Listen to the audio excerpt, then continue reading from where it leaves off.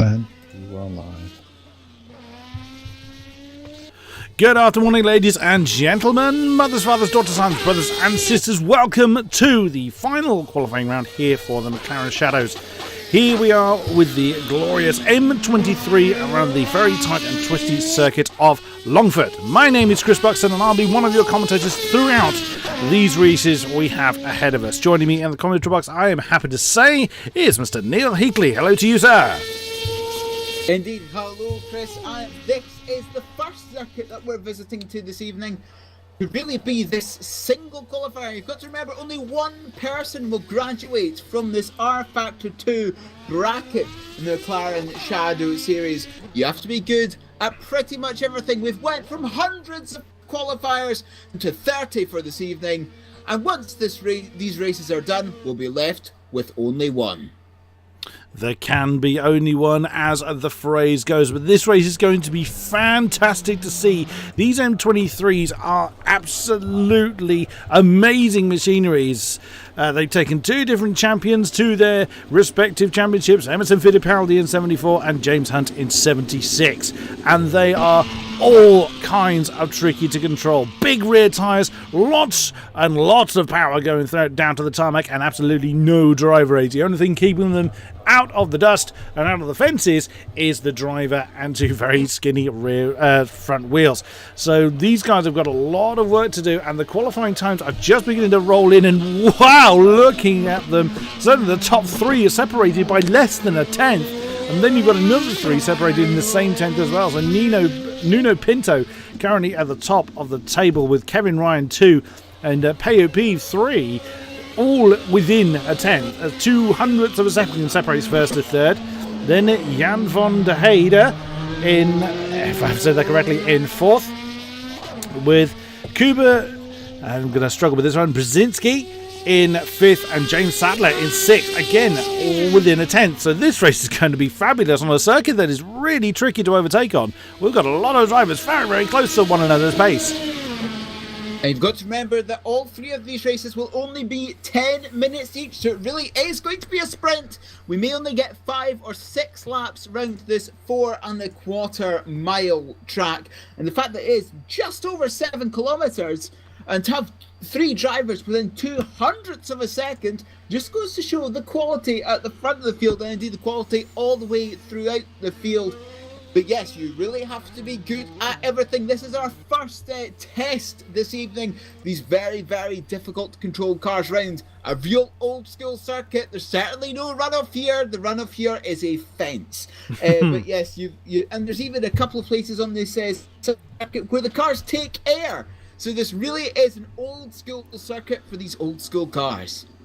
Parc Fermé is literally a field that comes off the actual track itself. Yes, if you're lucky, you might run off into a barn. But yeah, absolutely old type of circuit that is going to be so testing. Every single millimetre of this track is going to require absolute maximum concentration.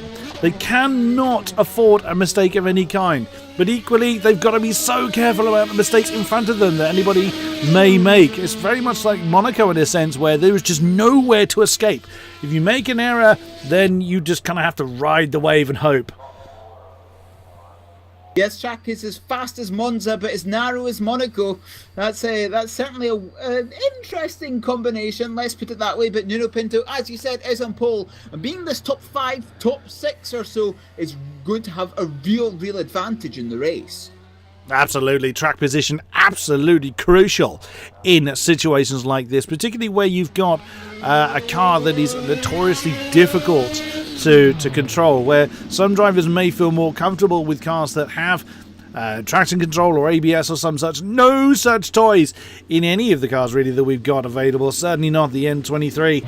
So it is all going to be down to driver skill and also instinct. Some people may just kind of wait for a mistake to happen, but the races are not very long for them to take that kind of gamble either. So it is going to be amazing to see. It just really cannot wait. We're just waiting for the final few drivers to have their qualifying laps confirmed, and then we will be underway. It's going to be fabulous. Yes, just having a look at practice with these cars. There's 3 major braking points on this circuit. The first one, the chicane. These cars scrub off 180 kilometers an hour. For turn 3, they scrub off 220, and for the final turn, they scrub off 250 kilometers an hour. Certainly big braking zones, and of course, Chris, when you have braking zones that are this big, just half a tenth of a second off, and you could be sailing into one of these runoff areas. Indeed, or such as they are, and this, or more than likely, they're sailing into another car by and large, as one mistake could well involve a lot of people. Again, sort of coming back to how tight the field is and how short the race is. If you make a mistake, you're highly likely to bring someone down with you. So there's a lot of things our drivers have got to bear in mind, and they've got a lot to think about already with what they've been working towards for these qualifying rounds. They're now so close to getting to the all-important top step. It's really all on the line, and Kevin Ryan is second. He did brilliantly well in his race last week in the MP413s, and he's for 4 thousandths off the top spot. So it is going to be wonderful. Yes, the point system this evening is 25 points for a win, 20 if you come second, then it's sequential from 18 down, so 18, 17, 16, etc, until you get all the way down to 20th place and 1 single point is given, but of course only 1 person goes through. But if there's a little bit of chaos, certainly this first race, I would certainly say this first race is the most difficult, and perhaps the wild card as well. So finishing this race could actually just give you that little edge over your competitors getting into 2 and 3. Indeed. So just as I say, we've got a few more moments then before we head trackside to get this race underway. But also another thing to bear in mind, that those top 3, certainly the top 2, because they're so spread out points wise from the rest of the field, every single position is absolutely crucial. So we may well see, I'm not highly likely to see, battling for the midfield, 10th or 15th or something. Every single position is worth fighting for, because you don't know, somebody may win this particular race and crash out in the next. Every point is going to be absolutely crucial towards the end of the third race. Yes, and with this only being 3 races, not necessarily the fastest person will go through. Perhaps it's going to be the most consistent, because if you win a couple of races, then proceed to crash out of the third, someone who's finished on the podium in all 3 races will beat you to that first position. So, perhaps outright speed is not going to win this evening. Perhaps it's just consistency. And of course, if you're going to be entering the McLaren Shadow Esports team, getting a seat on that team, of course you need the pace, and that's what will put you up there, but consistency is key. Consistency is almost always as important as raw speed. When it comes to, and this is really what this series is going to highlight in absolutely glorious fashion. So again, you may find that the quickest may well get to the front, but it also comes down to the mental game. It's something that I certainly mention a lot whenever I talk about anyone's driving, whether it's a long race or a short race. If you have a particularly bad start, it's very easy for some people to kind of give up essentially and just run the course, whereas realistically you've got to push and push and push for a shorter race. You've got to be realistic though. You've got to know when to push, and you've got to know where your limits lie, but you've still got to absolutely go for it as many times as you can. And here we go, lights are on and away we go then. Who is going to get away first? Stunning start then from Pinto. Kevin Ryan bogged down a little bit, now sprinting down towards that all-important first turn. A little bit of dust being kicked up at the back of the field. The front runners have got away very nicely. No major incidents so far. It's going to be when we come into that first braking zone. Kevin Ryan is right, keeping an eye on Pinto, and so far so good. It looks like the front half of the pack have got through the first turn very, very well. Kevin Ryan under a fair amount of pressure from POP as we are now streaming through the viaduct and heading towards the next major braking zone, and Kevin Ryan locks up, manages to keep his car clean. What a great start on this very tricky circuit. Yes, as they all come flying over the railway tracks, one of the points of this circuit is to get all 4 wheels off the ground. And it's Nuno Pinto from Ryan, Peeve, Baldy and Brzezinski. There was a few cars that went off towards the back. Milan was one of them, along with Felipe Calderon. But have a look, here comes Kevin Ryan, perhaps just trying to psych out Pinto as they come to the second big braking zone. And there's it. Oh, Brzezinski's off. Brzezinski's completely broken himself. Has gone into one of the fields, and that's his race ruined. It is indeed, but he still needs to get... Oh, Kevin Ryan only just keeping his car out of the fence. He's pushing so hard to try and keep up with Nuno Pinto. Again, a little bit of dirty air going on. Doesn't get the downforce when he particularly... Just that split second when he needed it. Coming into that tight, twisty section, but he's just about hanging on to second, keeping POP behind him. But it looks like... There they go, side by side. Streaming on down that long straight. This is going to be the biggest braking zone on the circuit. Peeve has managed to get ahead of Ryan. They're absolutely neck and neck. And now the braking zone comes in. You can see how twitchy the cars are under braking. Kevin Ryan's been very cautious. Peeve tried to do an outside maneuver, but Kevin Ryan ran him wide. And he hangs on to that second position. That's helping Pinto just start to stretch his legs a little bit. There's Baldy as well. Jojo Baldy alongside Jan van der Heide. They're side by side in the yellow and orange flash cars, and Jojo Baldy manages to get back up into fourth. And wow, again, Peeve, you can just see how when the brakes lock up, the car just twitches around everywhere. Some of these braking zones are not straight, so it really causes these cars to bounce around a lot. They're doing brilliantly well to keep them in check. Yeah, they're doing a fantastic job. You can see in all of these braking zones how difficult it is, how difficult it is to keep these cars. Oh, does a spin! Of braking. Sorry to cut you off there, Neil. That was Doin Rojek that spun at that Tannery corner. He's right the way down to the 17th. He was right up towards the sharper end. Again, that's just how costly a single mistake is, because the field is so heavily condensed. And that's a lot of positions gone. He's just got to get back into the rhythm, which is so hard to do. It's only a 10-minute race, as you previously mentioned, so it's difficult to get your mind back in the game, but he needs to kind of settle himself down, get back into the rhythm. Now, as the front runner's coming through the twisty section once again, Pinto still leads Ryan, still leads POP. Baldy is still just about holding off Van der Heide, who's now they've spread out a little bit. James Sadler is not too far behind. So again, as we thought, the top 6 in very short order, but Pinto still leads the way. Pinto still leading the way and getting those very, very important 25 points. But yes, due to the shortness of the race and the length of the lap here, we may only get 6 laps here. And here we go, Kevin Ryan having a look at the inside at the end of the flying mile. Nuno Pinto with a big front lock-up. Kevin Ryan getting 2 wheels in the grass on the left-hand side there. And that's allowed POP to pull right up to the rear wing of Kevin Ryan. But the thing is, coming into the chicane underneath the viaduct, the next big braking zone, you can't really pass there. It really is a one-line chicane. So Peeves' next opportunity will be at turn 3 by the looks of it. Absolutely, but he is keeping his car very close to Kevin Ryan, and Kevin will know that. He knows he's doing everything he can to obviously hang on to the back of Nuno Pinto, but he cannot shake off POP, and that will weigh on his mind. He knows where he has to defend, but he's keeping his eye on that all-crucial top spot. Here we come then. We've gone through the viaduct, now coming into that Longford corner onto the next long straight over the railway line. As you said before, there would catch a little bit of air as again, keeping the car, it being straight, it's easy to keep the car nice and steady. Now streaming on down towards the next heavy broken zone, Tannery corner, and the top 3 spreading out again, but yet again, that's Van der Heide in 5th, going side by side with Giorgio Baldi. He backed out of that a little bit before they actually got side by side. He knew he was close to the braking zone. He didn't fancy going too wide through that Tannery corner, and fairly wise. He knows he's got a little bit of time and decided to try and make his way up the field. Again, that's another mark of it. A good driver knowing when to take the risk, knowing when to push. It's very easy to just push a little bit too hard at the wrong moment. You've got an opportunity, but it may not really amount into a safe move, especially at times when the races are short. They've got to really keep their head on.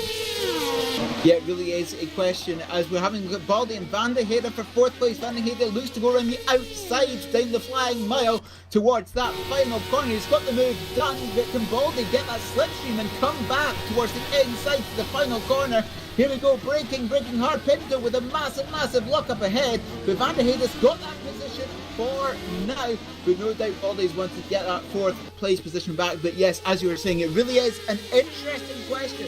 Because the races are so short, do you just be a little bit conservative and keep the points, or do you go for it and try and get as many points as possible, especially when you've only got so few laps? Absolutely. So here we go again then, coming through the viaduct section next to its twisty part for our front five. The front five at 2.5 seconds, first to 5th. So that's absolutely amazing. James Adler has fallen a little bit off the back of these guys. The slipstream is really quite strong, but again, it's so narrow, they've got to know when to push. There's a bit of dust being kicked up then by, I think it was Kevin Ryan, up there in second, still fending off POP. And Nuno Pinto's not been able to break away too much, so Kevin Ryan doing a brilliant job of defending against Peeve and still keeping Pinto in check. Streaming up toward the next braking zone, Kevin Ryan is really close now.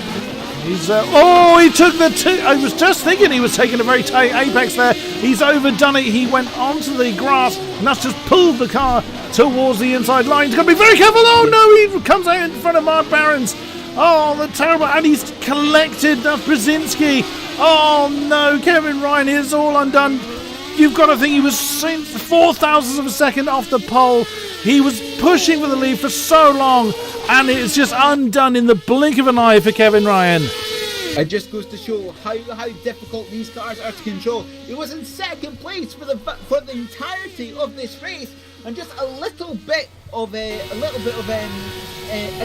if you like, a little bit too much aggression, putting that throttle down a little bit too early, and that is his plans ruined. As we're having a look at this battle for the final podium position now between Van de Hede and Baldy. Van de Hede's got back past Baldy. This position is swapping every single straight, and of course those 18 points going to be very important as we head to the next race, which will be at Nola Motorsports Park. But indeed, Peeve, who's been very fast this entire time, perhaps just laying back a little bit now. He's got no car between himself and the lead of this race. Pinto versus Peeve is going to be the finale of this race, but you could see there Peeve getting on the grass a little bit through that just before the bridge, and that car getting very squirrely as he comes towards this braking zone now. And I would say that Peeve is close enough to get a lot of that slipstream, perhaps close enough to mount a challenge at the next corner.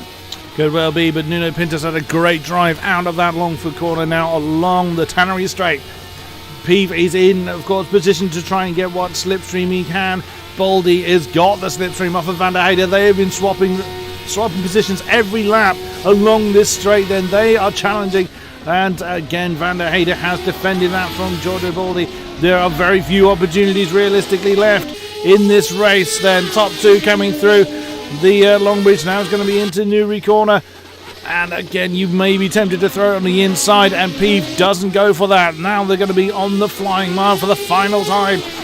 Is this going to be an opportunity for Peeve? He is close. He is very close. He's got the slipstream, and there he goes. He's jumped out from the slipstream on the flying mile. Can Peo Peeve, who's been in third for the most of the race, he's just nosed ahead, but he's going to have...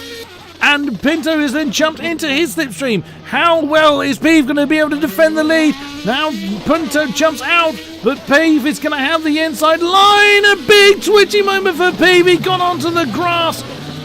It's now going to be a sprint to the line. Can Peo Peeve hold on? Or will they have another lap to do? I think they might have another lap. It's another one to do. So another lap. That was so close to when the timer was going to run out. I bet Peeve was hoping it would, but he's got to defend a lap from Nuno Pinto, who's been leading all race long, and the time has just expired there.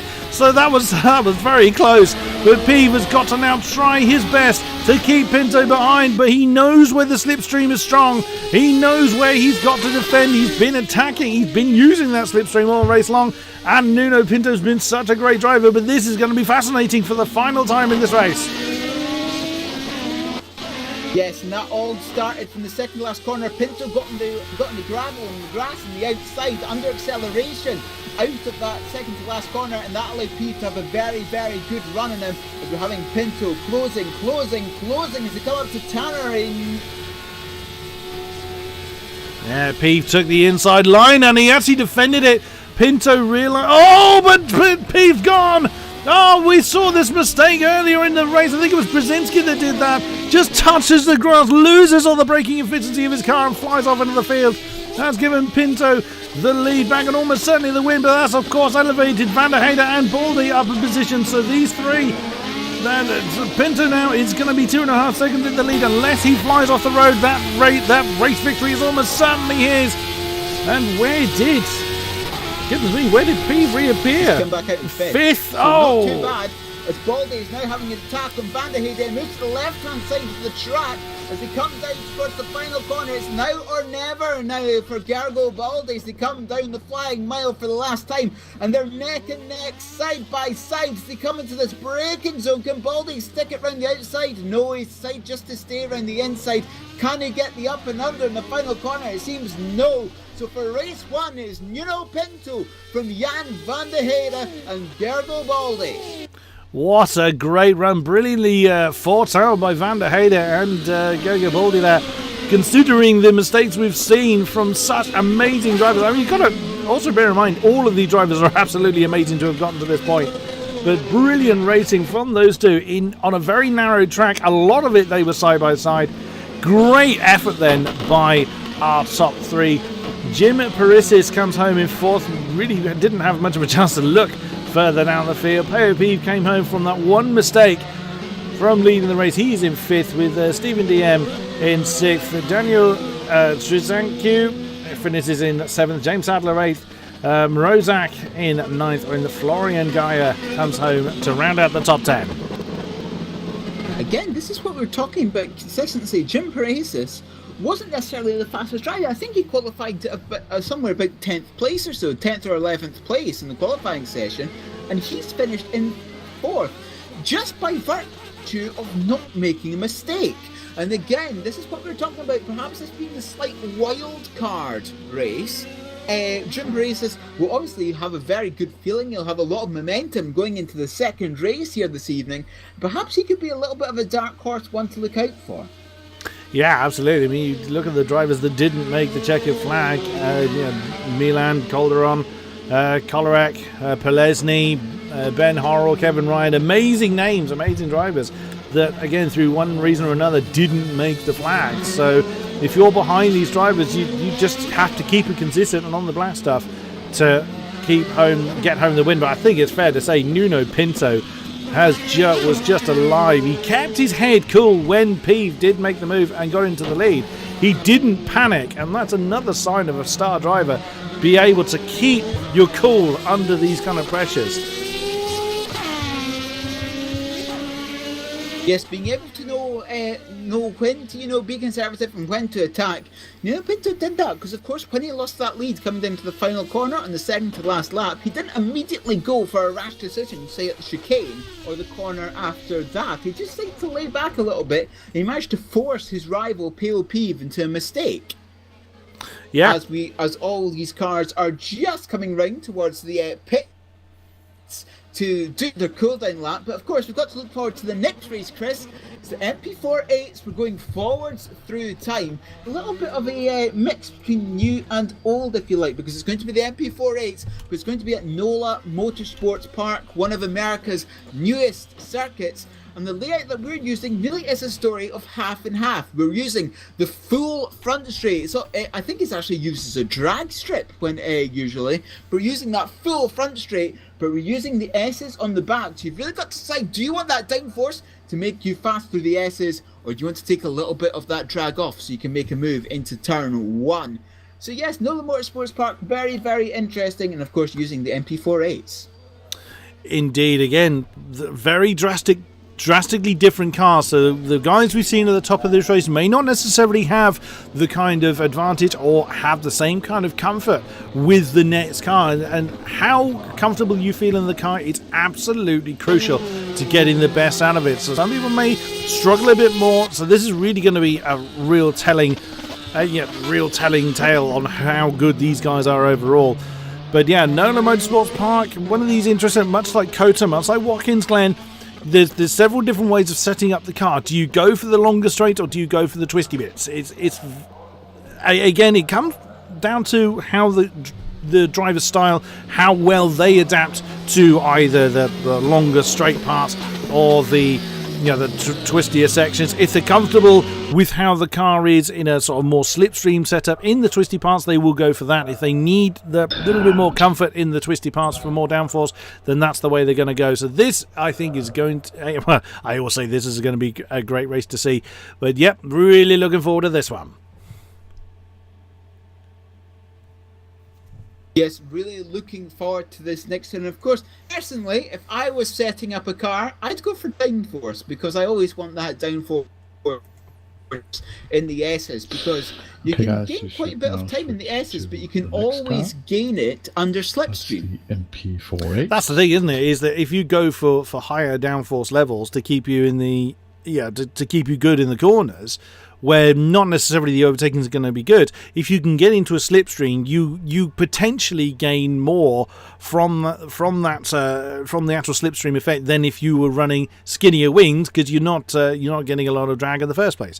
So that's going to be the thing. But anytime I race, which is few and far between, I know where my talents lie, and it's not really behind the steering wheel. I'll be the first to admit that. But anytime I'm racing, I tend to have more mechanical grip, more downforce in there, just to keep the confidence at the point where I really need it. Because if I'm racing side by side, particularly in cars like this that are very tricky to control at the best of times, then realistically you need to be able to kind of think less about things that's not really quite where I'm going with that, but to have less worry, to less pressure on your shoulders of I need to fight with the car more, as opposed to, okay, I'm side by side with this person, I need to concentrate on how I'm doing with them. Stay in the pits.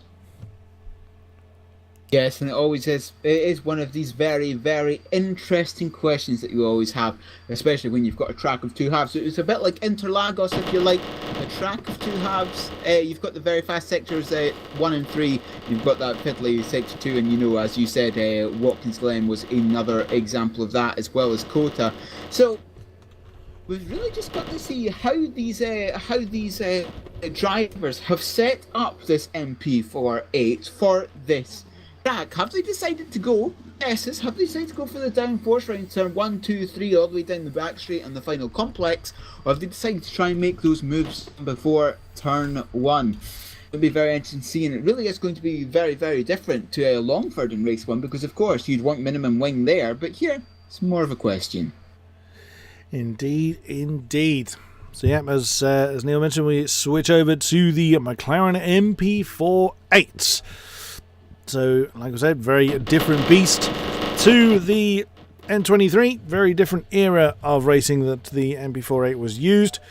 It was in the 93 season that McLaren set this one forth in the hands of Mika Häkkinen and Ayrton Senna primarily. Also, Michael Andretti had a crack at this car as well. So, very different feel. Won 5 races in that particular season. Was the McLarens were Honda powered up to this point? They were using a Ford engine at this stage. So just in a minute. Yep, this one is going to be. Everything is just totally different on the way the car is balanced, the way the power is delivered. Still no driver aids in there, so still no toys for them to play with in that respect. So still a lot of it is dependent on the driver. Yes, and it's got some very different characteristics, as you said. Like we saw at Longford, the car's really stepping the rear out under acceleration from the corners. We're not going to see the same with these cars. Certainly, you might see a little bit of a kick, but if that happens, they're probably going to be heading into the grass at a high rate of knots. But yes, it's really much more planted, especially under braking as well. I really think that is where the biggest difference is between the two cars. The under braking, you have to be as gentle with the car, and it certainly won't move about as much. Yeah, we saw a lot of cars just dancing under braking, particularly into the really heavy braking zones in the M23. So but also the cars of that era were designed to slide to a limited degree, whereas by the 90s you had to remember that aerodynamics was very much at the forefront of a lot of designs. It was very well developed by this stage. Aerodynamics was a very infant technology in the 70s in the M23's era, so these cars were designed to stick, whereas the likes of the N23 were designed to slide. So it was all about how you were delivering the power, but how you were controlling it as well. These things were, the MP4-8 were much more dependent on the delivery of the power more out of the corner than into it. So it was, you've got to think these things were very much still power Henry, so very much 760 horsepower under the right foot of these guys. So, or in that kind of region. So it's a lot of horses that these guys had to control. It's the correct track. Yes, and interesting to see how how these cars graduated through time without what the certain key characteristics were. As you said, and of course we're still in an era of downforce now, where arguably drivers were slightly more fit and professional. Let's put it that way, as opposed to the early days of Formula One, say in the 60s and 70s, where it was a sport for rich amateurs. But now we're really starting to get into the era of professional drivers and starting to get more fit and starting to become real athletes. Absolutely, long by the 90s, certainly, even before then, really. The late 70s, early 80s, the days of the rich kid just jumping up and doing well were long gone. And you also bear in mind that sponsorship, from particularly tobacco brands, actually were one of the first to really start to get involved in sponsorship and the like in Formula One, and also television coverage was much higher. The sport as a professional entity was just booming at this stage. So, the teams took that on board. The drivers were forced to take that on board, and the likes of James Hunt was not particularly happy about that in his era, but then he did a sterling job alongside Murray Walker in the commentary box for many years.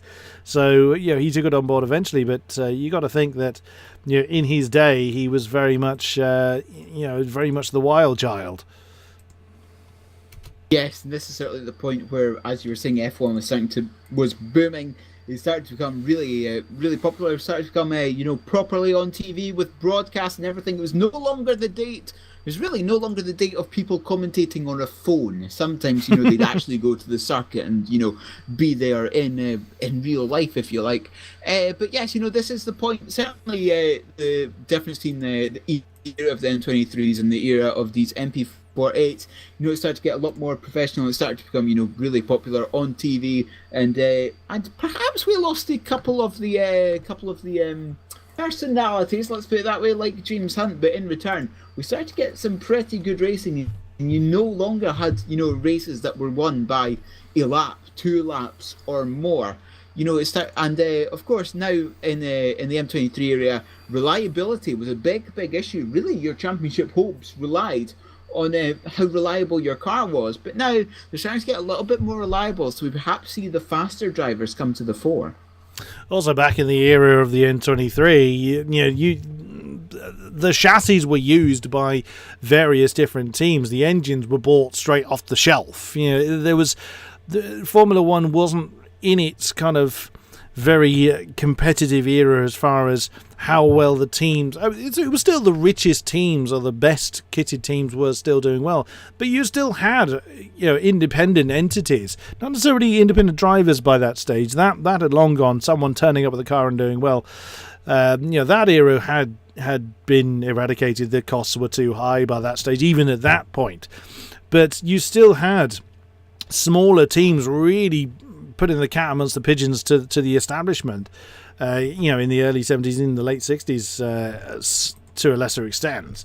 So, Formula One was really evolving as a complete package. But yeah, we did lose some driver personalities. Absolutely, we did.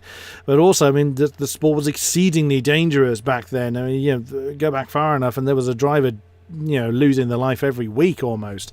So it just, again, is a homage to how far the sport has come since that time. Yes, and it really is. It really is. In the 90s, the money really being starting to be put into the sport, into engines, into chassis, into aerodynamics, and everything like that. It was starting to really, really ramp up, and it really started to become, almost like an arms race between all the teams. Who could find that little loophole in the rules. They'd spend extraordinary amounts of money just finding these little loopholes in the rules. Indeed, and also back then the rulebook was considerably smaller, so there was a lot more room for ingenuity to be at the forefront of the designers. They had a lot more freedom to be able to do what they felt was going to be best, but also as much as they could afford. Some of the smaller outfits could only afford to buy what was available. Sometimes they'd be running the championship winning car from 1 to maybe even 3 years prior to when they entered. They didn't tend to do well, but the opportunity was there for them to do so. And sometimes that showcased the lesser known drivers. I mean, you've got to consider the current era. I mean, the likes of Daniel Ricciardo was showcased in HRT, for instance. That sort of thing was also very prevalent back then. Yes, it was, and that sort of thing that still you have now is cars being in the drivers getting like back marker cars, if you like, cars. We still see that today. There's still some similarities between the 90s, 93, the year that the MP38 was in, and now, as you were saying, certain drivers being showcase, if you like, and of course one of the new rising stars, Charles Leclerc, being one of these drivers who was showcased in a lower field team before being moved up to the big leagues. Indeed, and very much what Toro Rosso is on the map for as well. I mean, how many drivers have gone through? Max Verstappen, prime example. Elevating mid-season, indeed, up to the big league. But again, the current Formula One has possibly, you could argue, less opportunities for lesser known drivers to elevate their way through the field. However, it's by no means impossible. There's scouts across the motoring world in all categories to see who's hot and who's not, and the opportunities are there for the drivers that deserve it.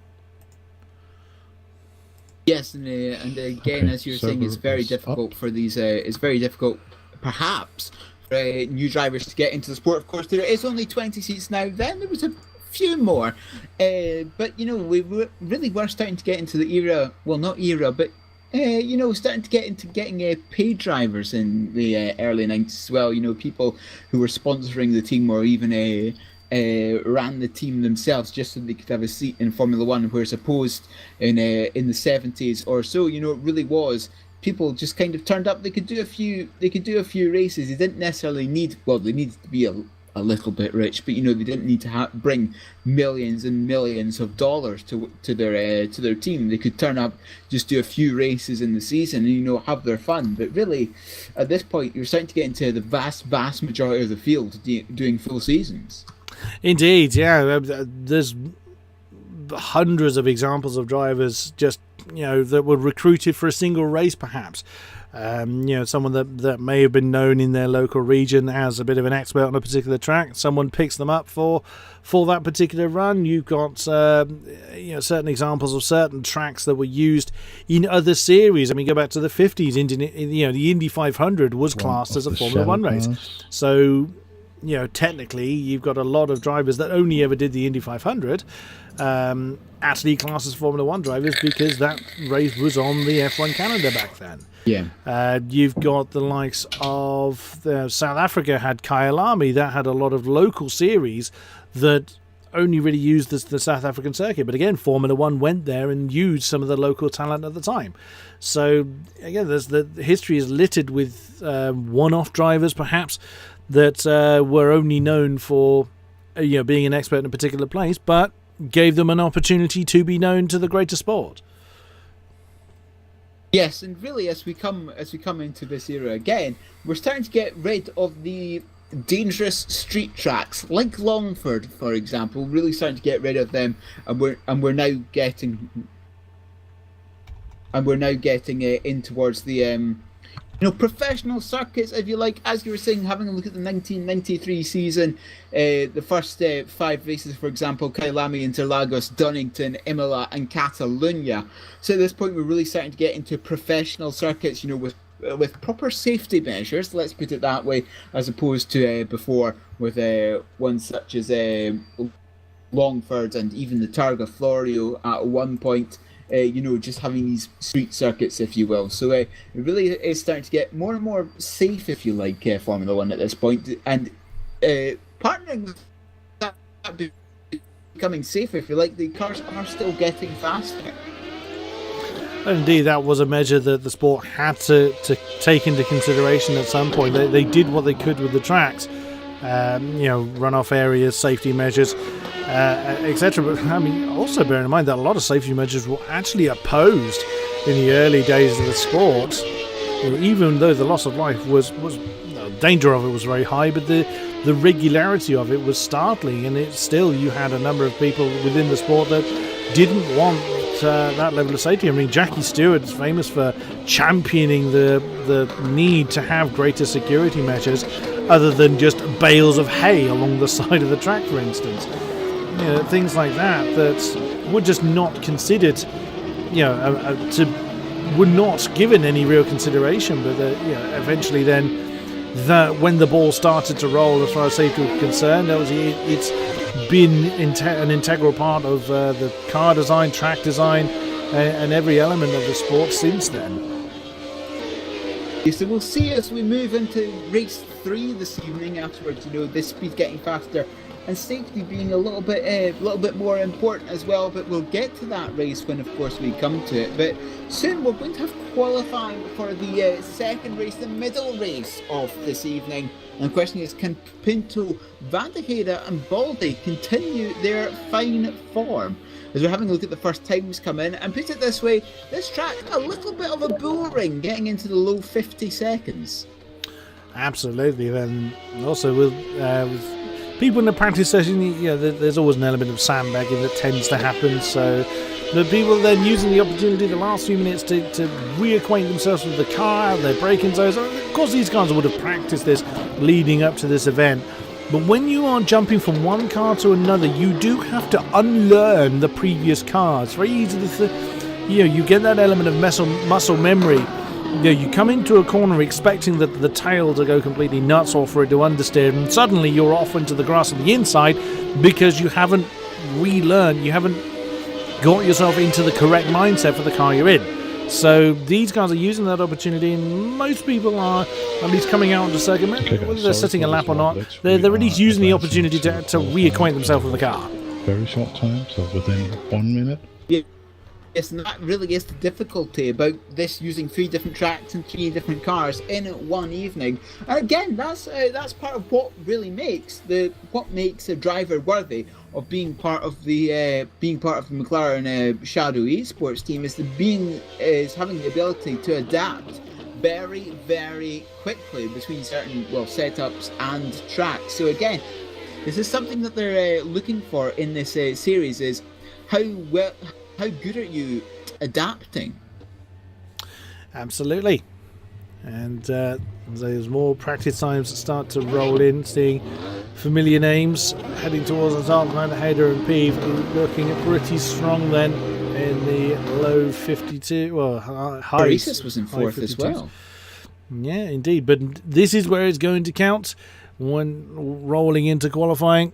So again, track position not quite as crucial as we saw at the previous venue, because it's a bit easier to overtake, there being a bit more runoff if they do make a mistake and what have you. However, You still want to be towards the sharper end. You don't want to be caught up in a big mid-pack scuffle should it happen. So we will see what our drivers are capable of.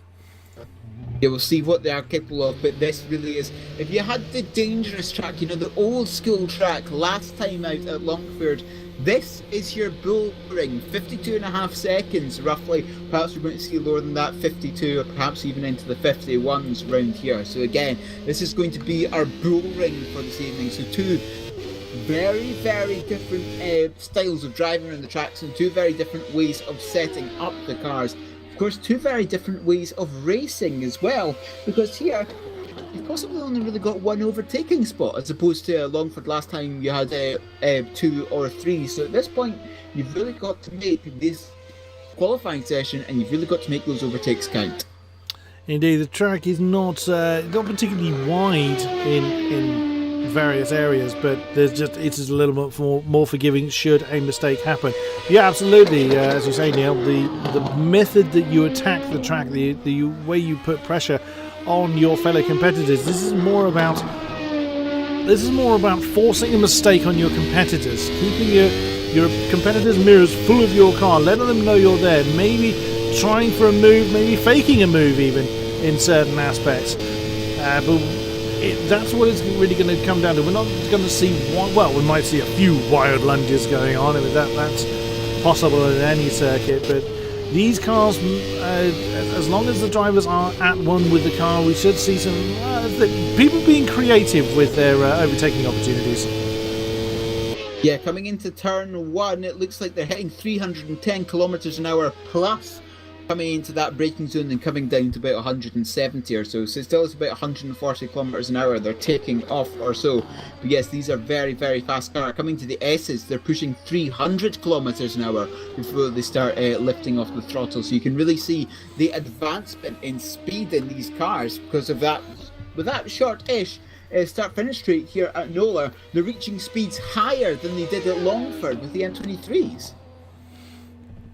Indeed. And the nature of the car could well offer our drivers maybe a bit more grip in certain places, but the tail will be much more balanced as well. Just the way that the car is made, you don't have the much bigger rear tyres as you used to. The car is just more evenly distributed as far as weight is concerned. As the qualifying times now starting to come in, Jan van der Heide with a 52.2. right at the top, Pev right behind him, but there's 2/10 first to second there, and Alejandro Lopez there in third, Ivan Fernandez in fourth with about half a second. Oh, no sooner do I say that, Borja Milan gets his time in, Baldy there in sixth, he's just shy of a second from the top, Brzezinski in seventh, Stephen Dayem in eighth position. But Pinto is just coming through the S's now. Of course, we're going to have to see where he comes in, having that very strong win in race 1. Qualifying is going to be very, very important for him, because if he can win this one as well, it's going to put him in a very, very good place. But he's gone very, very good at the end of the S's, and that was a big, big wiggle as well on acceleration.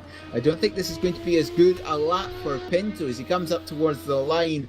What is the driver in first place? Where is he going to end up? Sixth. Sixth for him. It's sixth for him, but Baldy not had a good qualifying session. He's down in 10th. Jan van der Heide, though, I would say he's in the catbird seat. Very much so, and Jim Perisis right there, 700ths behind him, 52.328. That's a stunning effort. We didn't see a lot of him in the first race, but this is what I was coming on to say, the changing of the guard very much so for this race than we saw over the last one. Jan van der Heide looks pretty secure there on the top spot as the last times are coming in. Indeed, there's only Adam Pinches that hasn't set a time yet that is out there on track. So wow, this really it's looking good. Kevin Ryan jumps up to fourth towards the end. Oops, and no, that's gone wrong for Adam Pinches. That lap is done. But yeah, that's a great effort then. You got to think that Kevin Ryan was second for the first race, starts fourth, but again, he is so close to the back of Pev.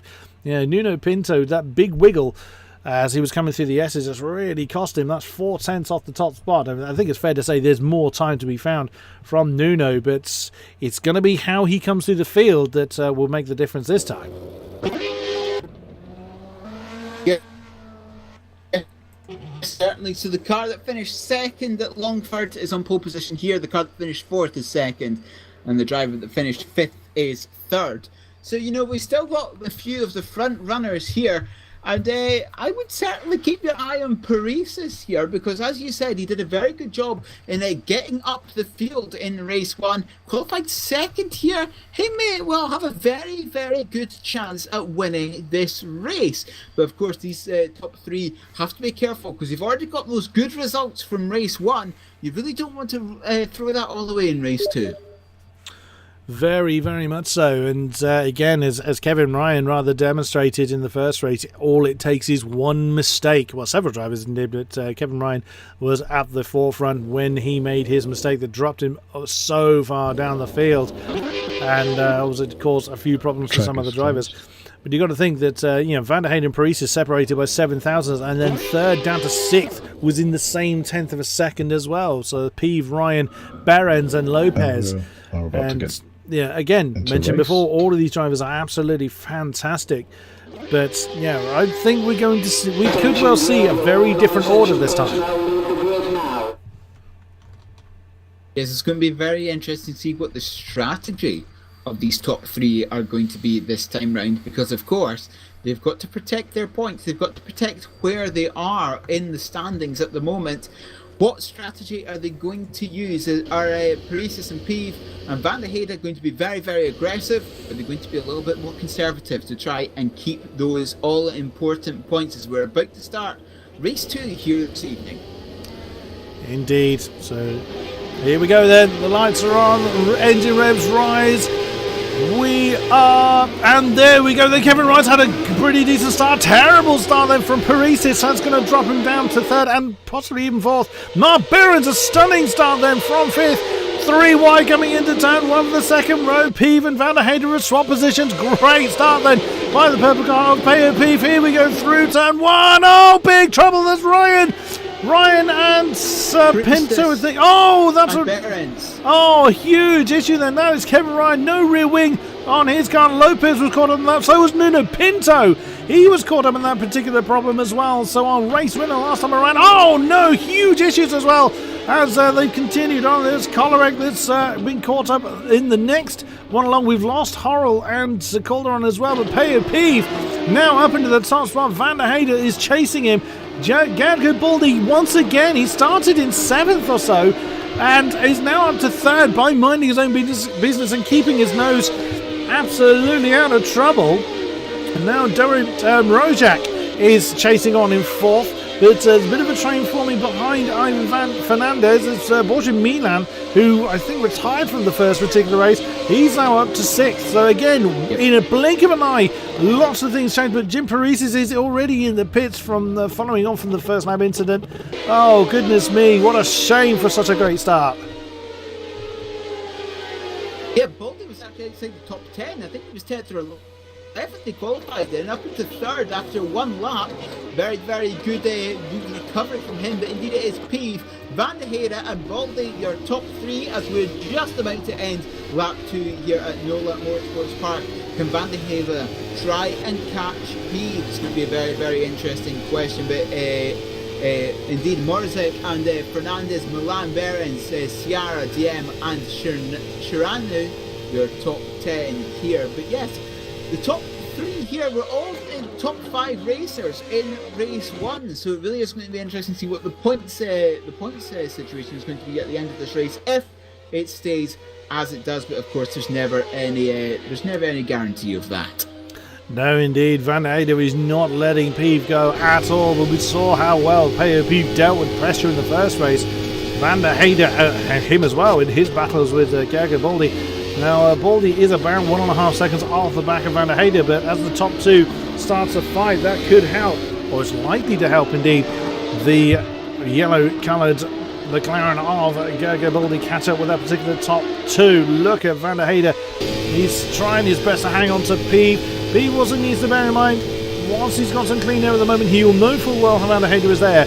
So that puts pressure on him. One mistake, he could well send him off into the grass and a long way down the field. Fernandez and Milan are pretty close together. Battle for 5th position. Oh, and Fernandez caught that first apex quite hard. Caught the car very well, but upset the balance a little bit. But on he goes. Mark Behrens in 7th is looking in the back of that particular pack as well. So whilst a fair amount of the field is spread out, that is not an advantage Pief has. Pief has actually been reeled in by Van der Heyde now. Real battle for the lead.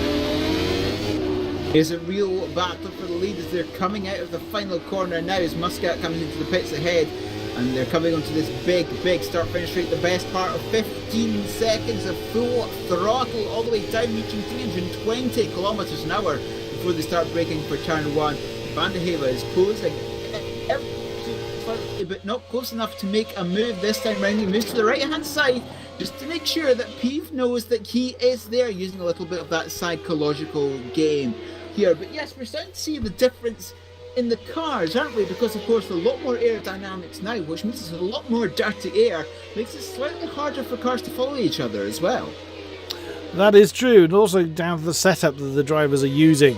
As we were talking about earlier, Van der Heyde may well have gone for a setup that better suits the cornering, so it enables him to reel in POP and then take advantage of the slipstream when they come onto the straight bits. Here we go again onto the start-finish straight, whereas POP may have gone for a more straight-lined or slimmer setup going on that allows him to just maintain the gap in the long straight parts, knowing that the twisty parts are very difficult, if not impossible, to overtake on.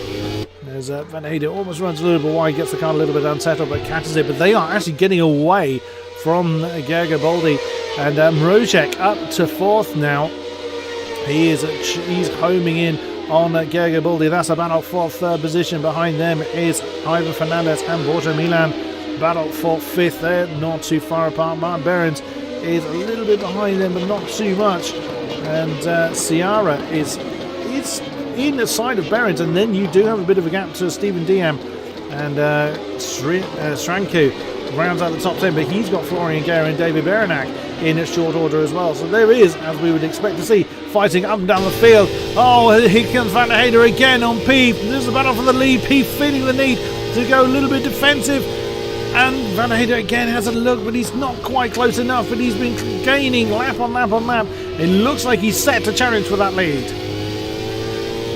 Yes, it looks like he is set to challenge now, but have a look at the previous lap.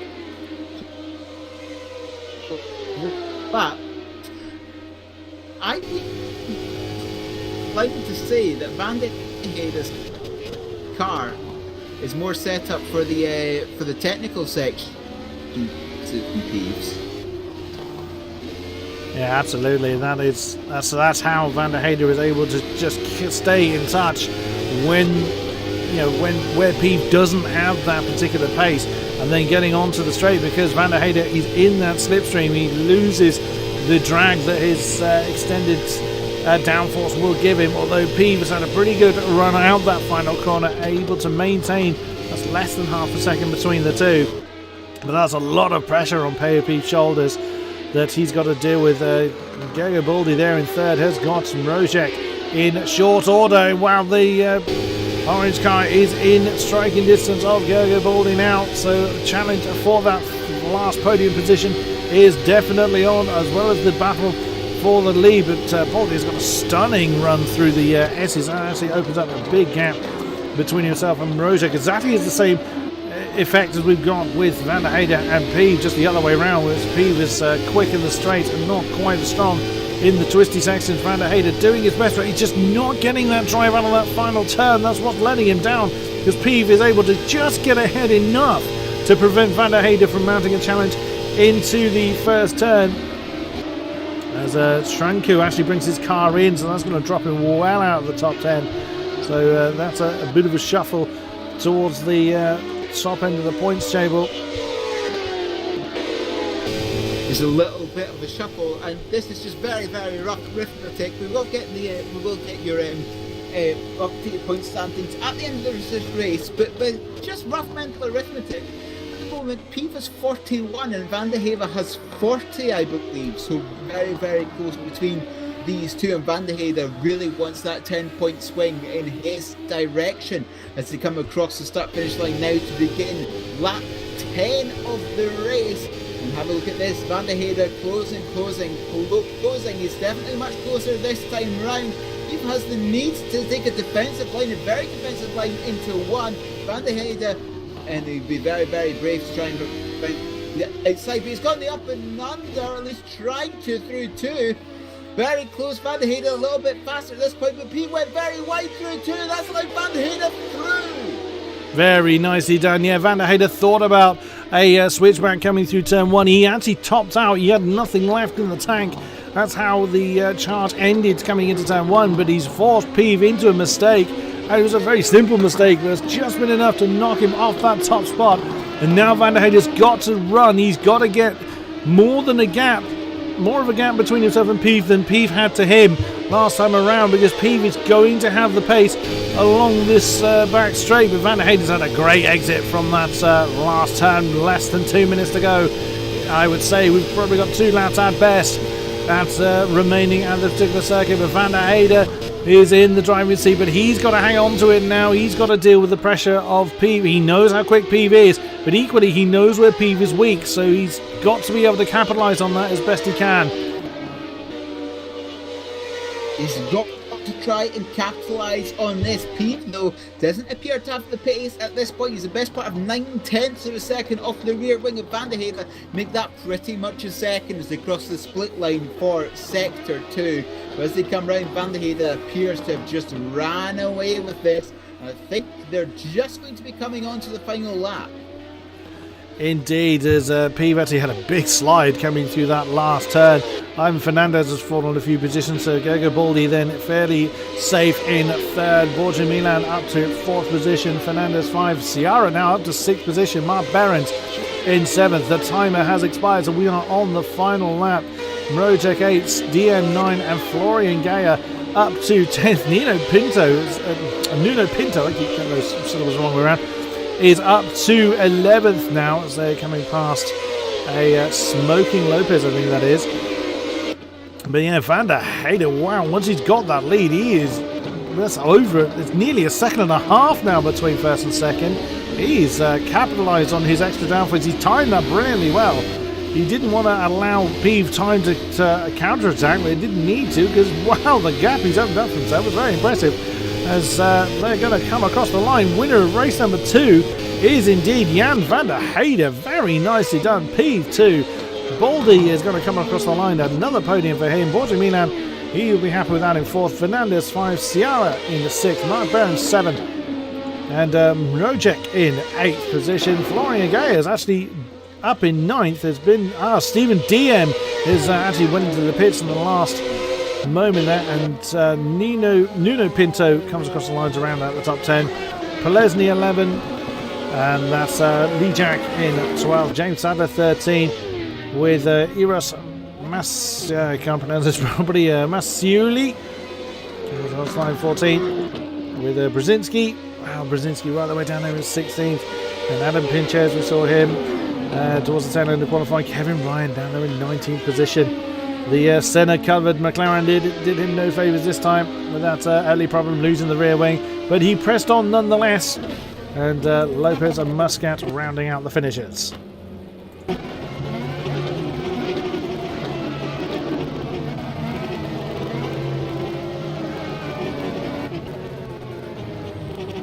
But yes, that was a very, very fun race, wasn't it, Chris? And of course we're going to be looking forward to race 3 this evening, but just by my very, very quick calculations, not necessarily correct, I do believe that Jan van der Hede is in the lead with 45 points. Then it's a 3-way tie for second with Peeve, Baldy and Pinto, all on 36. In fact, Pinto's been moved up a couple of places, so I think he's actually on 38 now.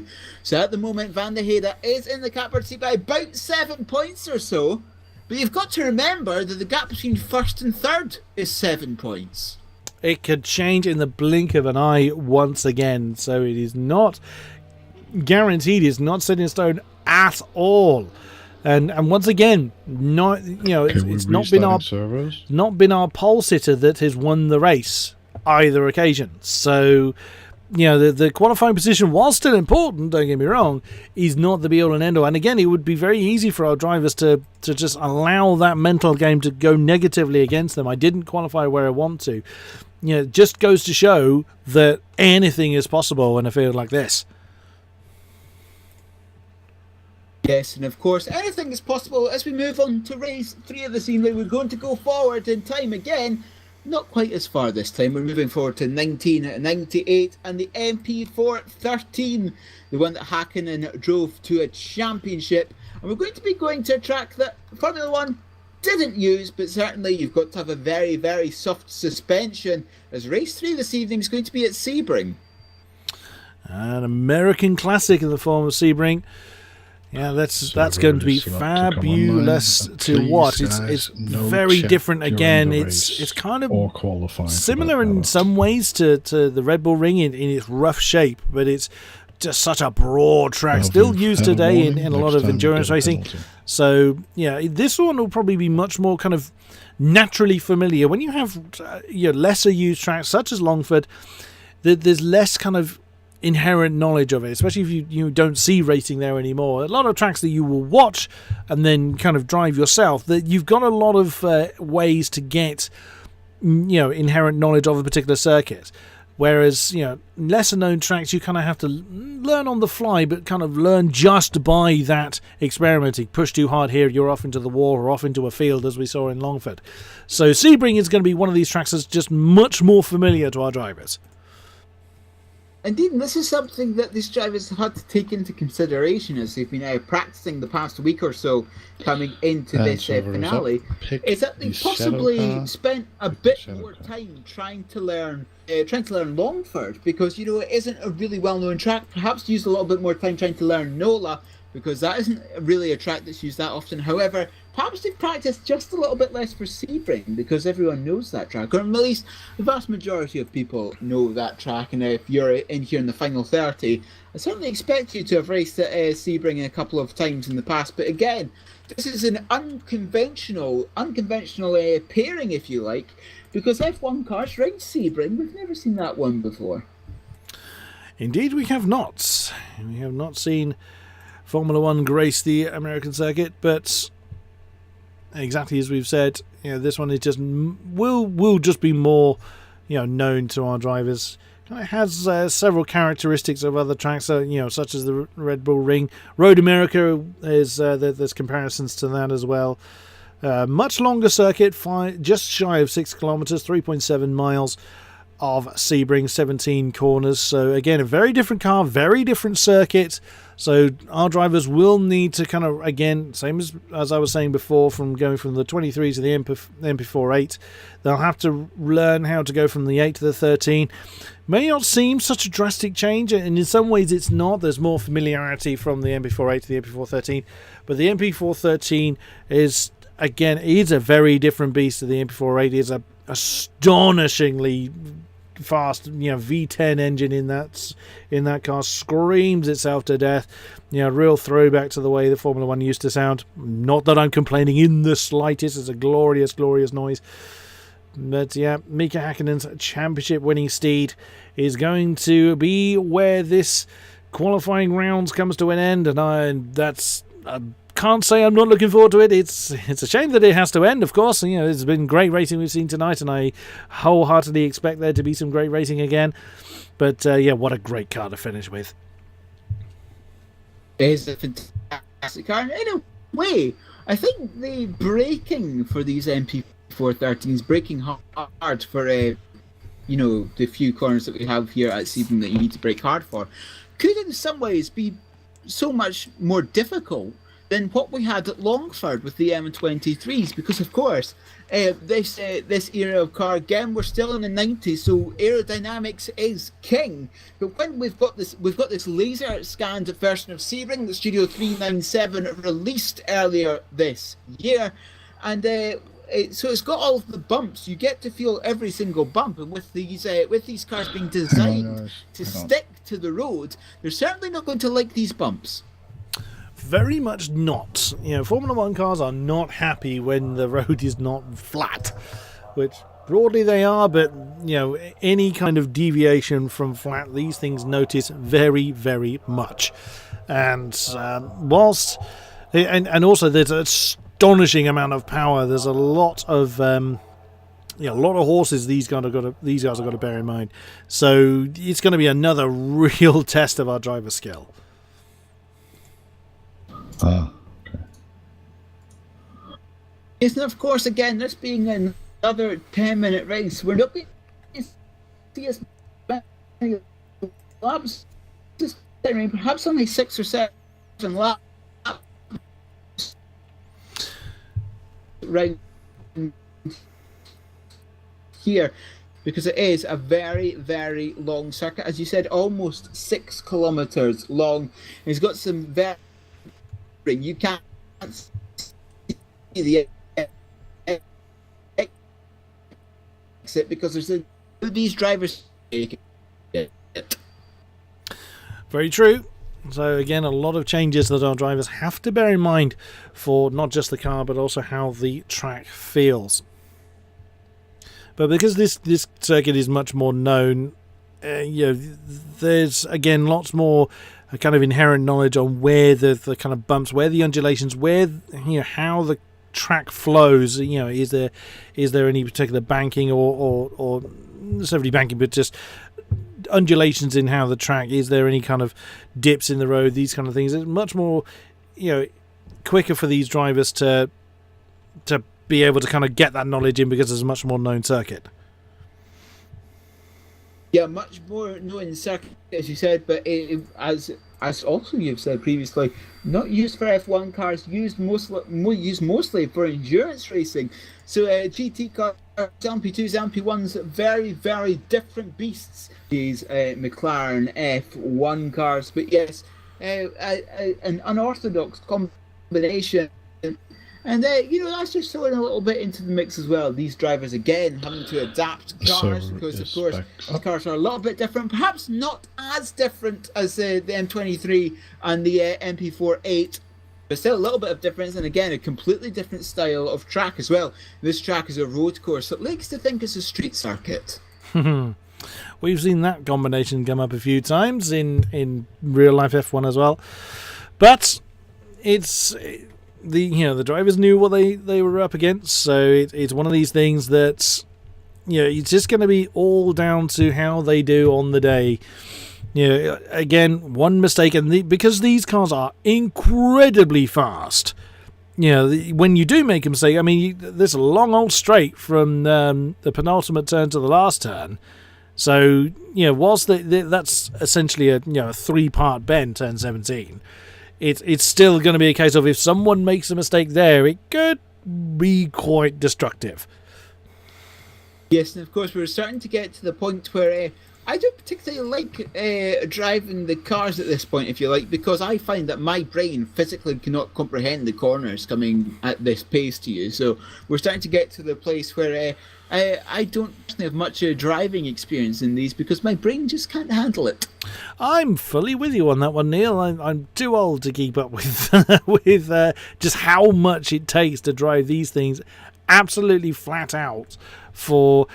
Okay, you can argue there's not much mental power needed for a 10-minute race. When you've got a car like this, yeah, you'd be surprised how much is actually needed. And that's, again, another thing that our drivers have had to contend with is the mental game. Not just the pressure from the drivers, but also from having to adapt to the different cars themselves. Yes, and again, this is a very different style of car. Again, you still are relying on the downforce, you still are relying on those aerodynamics, but the way that it'll handle, the way that the steering responds, the way that the throttle responds, the way that the brake responds will all be very different as well. So again, this is another thing that these drivers have to cope with. And again, what makes a certain driver worthy of joining McLaren Shadow Esports team? Of course, the winner of this, I believe, will go to the finals in January next year. So again, this is going to be the pressure is now really on, especially for Jan van der Heide, who is in the lead of this mini-series at the moment. He's really going to have that playing in his mind, that he's only 10 minutes away from a shot at that seat. That depends if he's thought about it or not. So it's I would imagine he had that. I would imagine most drivers have probably done the maths themselves, or have an idea or have an inkling that they might be towards the top. Some drivers handle that kind of pressure, that additional, I've got to do well, it's all on the line kind of mentality. Some people revel in that, some people really struggle with that. It's all down to how they handle the pressure. But yeah, just to kind of watching the cars do their practice now, the bumps are absolutely throwing the cars around. So yeah, this is going to be amazing to see. And again, it's also comes down to setup as well. You got to think that they've had the how do I set the car up? Because again, there's some pretty decent straights here, and the corners are medium-ish speed corners, so they've got to have that setup question in mind. But they don't want soft suspension. They want to be able to keep this thing low to the ground. But the bumps are throwing them everywhere. So yeah, it's all going to be down to how well that all-important setup balance. It's another aspect these guys are going to have to keep in mind. It really is sort of like, well, Sebring here is really a hybrid of the two tracks that we've used this evening so far. Of course, the bumps and the speed, the pure speed of Longford in race 1, and we had Nola, which was a little bit more technical, if you like, but it was completely smooth, and of course was a dedicated racing facility in race 2. So Sebring here, a little bit of a mix of the both of them, as I'm just having a look at Van der Heide coming through the final complex now. Well, he's not coming to the final complex, and just waiting to see if we have a car doing a time in this practice session, so we know, so we can kind of guess roughly how many laps the race will be, but we can't but no one has set a time yet. But soon we're into this final qualifying session, and it's going to be very, very critical for the 4 or 5 drivers I believe are still in with a good shot at this, at finishing first. Van der Heide, Pieve as well, Baldy and Pinto, I believe, are the top 4 in the championship at the moment. Indeed. So, you jump on board with anybody that is on track at the moment, Pieve in particular, and you just see how the car just has to bounce around absolutely everywhere. Also, but when you're on board, you really do appreciate that glorious Mercedes V10 screaming away and propelling them forward to very, very good speed. But you can see how when they're bouncing through the corners like that, you can just see how difficult it is to wrestle the cars through the corners. The car just is literally thrown off the ground. It doesn't have that mechanical grip that these drivers are going to be used to. So you're essentially just having to contend with pretty bad understeer in a lot of places. Yeah, and it really is, for a lot of these corners, just playing with the throttle and the steering, trying to make sure that they're balanced at every single moment, because that is really what is more. Because of all of these bumps, you have very, very many microscopic moments of the cars completely leaving the ground, or the front leaving the ground, or the back leaving the ground. So you don't exactly get consistent power output. You don't exactly get consistent steering either. No, indeed. It's more things that our drivers have to deal with as our drivers now leaving the pits for their crack at qualifying. It's a single qualifying run, out that time lap, and then back in again. It's only 5-minute long session, so they don't have time for anything else. But no one is really going to want to leave it, because the nature of the qualifying session, they don't gain anything by leaving it any later. So any last minute setup changes they want to do, they've got to get on with it, and very little time to make any last minute adjustments. Oh, wow, again, no matter who you look at, the cars I'm just staggered at how much they're bouncing around. I knew it was bumpy, but it's a case of you don't really appreciate how bumpy it is from a spectator standpoint. But again, we could well see that the fastest drivers in the previous rounds may not necessarily be the ones towards the sharper end, and also, like I said before, It's not been Opposite that's won the previous 2 rounds. So we will see how this unfolds. It's a little bit of a curse, perhaps, being sitting on pole. So yes, as you were saying, this laser scan version of Sebring, you really do get every single bump, and you really do see these cars being thrown about round this although I say X airfield, it's still an airfield actually. As I'm just having a look at Van der Heide coming out of Le Mans on the second to last corner, coming along towards sunset, and he'll be starting his flying lap, his qualifying lap, and surely it's got to be playing on his mind where he is in the standings at the moment, where he is in the championship, and what sort of lap he needs to put in. Indeed. So we will follow Jan van der Heide through, then right over to the right hand side, bouncing along towards turn 1. Down a couple of gears, then keeps the rate of knots high. Oh, and there you just saw how he had to twitch to keep that in line, and how he's bouncing around. Of course, the more they bounce, the more it unsettles the car, so they've just got to be ready to catch it when it actually tries to let go through the twisties 3, 4 and 5. Long right-hander of the Big Ben at 6 then. Streaming on down towards the hairpin at 7. Heavy on the brakes, doesn't lock up, keeps it very heavily to the apex. Then through the twisties through Fangio 8 and 9. Sweep through the left-hander, then comes up. Another fairly heavy braking zone. Down the gears very, very rapidly. Through 10. And the long left-hander of 11. Sweep through 12. Over to the left for the 90-degree right-hander of Tower. Then a decent length straight. Wander over to the right-hand side for turn 14. Then sweeps through there. Down a couple of gears, catches the apex for 15 through the Le Mans section. Now through 16, uses as much track as he's allowed. Then onto the long straight, the Allman straight as it's referred to as. He's going to re-enter the airfield section after here. Now we're starting to see the times come on the board. It's the mid to the high 135s. As through the final turn 17, Sunset Bend for Van der Heide. Let's see what time he's able to put on.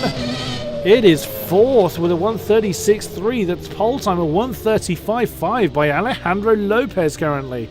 More times to come in, but what a stunner then from saying he hasn't had the greatest luck in this series, but once again we're seeing different names towards the top. Yes, Lopez and Mrozek, your top 2, but have a look who's in third. Yeah, Gergo Baldi, one of those still in contention to finish first. He's got to finish a few places ahead of Jan van der Heide, but certainly qualifying ahead of him certainly is going to help his charge. Having a look, POP of another one currently down in 10th. And yes, so not quite good for him. Of course, with this single lap, it really, really puts the pressure on. Oh, new pole time, Nuno Pinto. He's not giving up on this at all. 135.474, yet again less than a tenth between himself and the next man, Alejandro Lopez. Dawid Mrozek in third, 1.5 tenths down from the top spot. I think that's everybody is Mark Behrens is the only one that hasn't put his time on the board. Where is he? He's just crossing the line. He jumps up to jumps up to third actually. Mark Behrens, very nice, 135.596. So we've got the top 4 within 1.5 tenths or thereabouts. Then Gergo Baldi is just shy of a tenth behind Mrozek. Then Kuba Brzezinski in 6th. Again, about a tenth behind Baldi, but then you've got a half a second gap between himself and Van der Heide. So that's going to really add pressure to Jan van der Heide to really perform. Yeah, it really is going to force Van der Heide to perform, because Pinto on pole position, if he wins this race, certainly got to put him through. Surely, but Jan van der Heide will be trying to get every single position possible. Every single point is important as we come into this decider.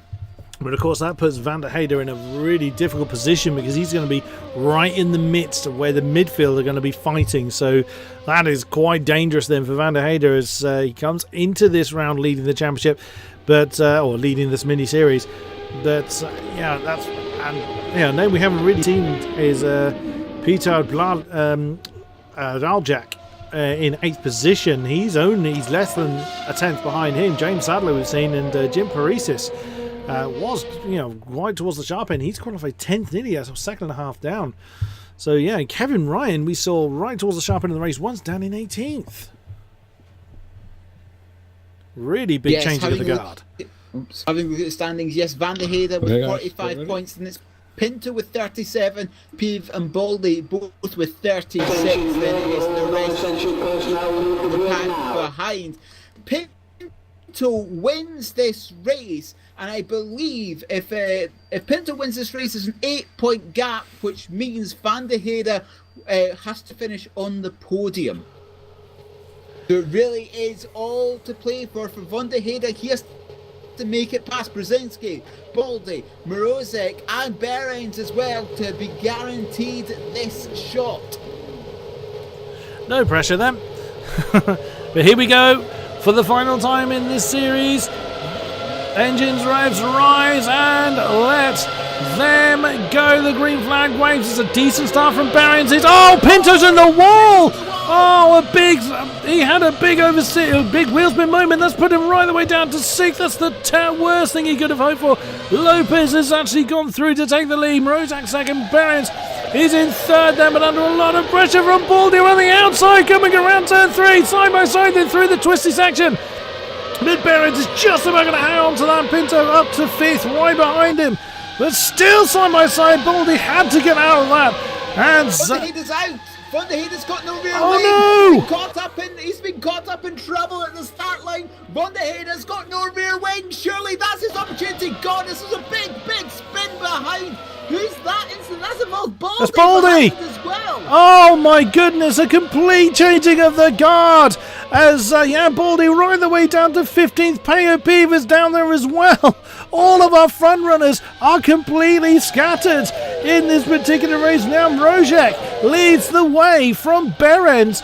Behrens in real hot pursuit as well. Was a second behind him. Is now really closed in. Brzezinski has got Lopez and Pinto right there. The opportunity is the pendulum swung right back to Nuno Pinto.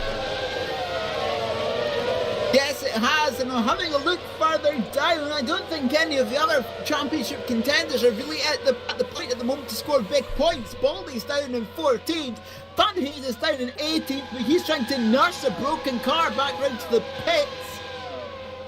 Absolutely incredible. So as we come to complete the first lap of what is going to be around about 6 or 7 laps in this race, again it's 10 minutes at around 1.5 per lap there or thereabouts. Hubert Brzezinski has not got any immediate pressure. He's got his eyes on the top, but Pinto is piling the pressure on Alejandro Lopez. And coming through 3, 4 and 5, Nuno Pinto wants to get back towards the sharp end, but whether he realises where everybody else is, he may not know that he doesn't have to push so hard. Maybe he does realise, and he might just kind of settle for where he is. But racing drivers by nature will press on and gain any advantage they can. Maybe he doesn't want to leave it to chance, seeing some of the best in this series fall right the way to the back. He doesn't want to leave anything to chance. He's fallen a bit back off of Lopez, now trying to regain that particular momentum. And Behrens has fallen off the back of Mrozek. He's falling into the clutches of Brzezinski. So Brzezinski in himself is falling into the clutches of Lopez. There's so much fighting going on in the top 5. So much fighting going on, and at this I would try and calculate the points for the championship, but I don't know what they are. I think Nuno Pinto currently is about 53 or so he is the one going through for now. But indeed it is Mrozek, Behrens and Brzezinski, your top 3 at the moment. Mrozek with a nice 1 second lead over Mark Behrens, who in turn has about 1.25 seconds on Brzezinski. But having a look at the battle for 4th, it is fairly close to Lopez and Pinto. Again, Pinto not going to be taking any chances, and he wants to get every single point possible. Absolutely, and we've already lost 7 cars from this race. That is how trying, how testing this circuit is. Again, one mistake has proven so costly for quite a few people. 3 cars still in the pits after those early problems on the first lap. Pinto, he wants to get up position. Oh, as he gets a massive snap of oversteer coming out of turn 5, but he won't want to do any. He doesn't need to make any of the massive diving moves that someone that really needs to press on might need to do. But again, he will probably realise who's in front of him and realise they are not in the championship fight. But Behrens wants that win. He's right on the case of Darren Rojak and doesn't quite make the move at the moment. We could again be seeing setup differences, or Rojak's made a mistake somewhere because he was over a second ahead of Behrens at a lap ago. Now it's less than 3/10 that separates Darren Rojak and Mark Behrens. Yes, less than 3/10 of a second separates the two. Maruzek's engine starts smoking ever so slightly coming through Bishop there, coming towards this complex. But again, Behrens got very, very close, but then he had to pull away. He had to let Maruzek get a little bit further away because he just simply couldn't see where he was going. He was that close to the rear wing. But this battling has allowed Brzezinski right to the rear wing of these two, so it looks like to be a 3-way battle for first for now as they come across the line to begin lap 4 of this race. Behrens very, very wide coming out of Sunset. This is going to allow Brzezinski to get closer. Will he make a move towards the inside of turn 1? Indeed he goes for it. A nice dive through there. Behrens tries to stick around the outside. Not able to do it, so Brzezinski goes up into second. Behrens looking to immediately reply, but not able to. Watching Mark Behrens, particularly coming through that Sunset Bend, turn 17, the final turn, his car has just been thrown around like a rag doll. It's literally, as he's trying to turn in, the nose is bouncing away from the apex. So he's doing everything he can to wrestle.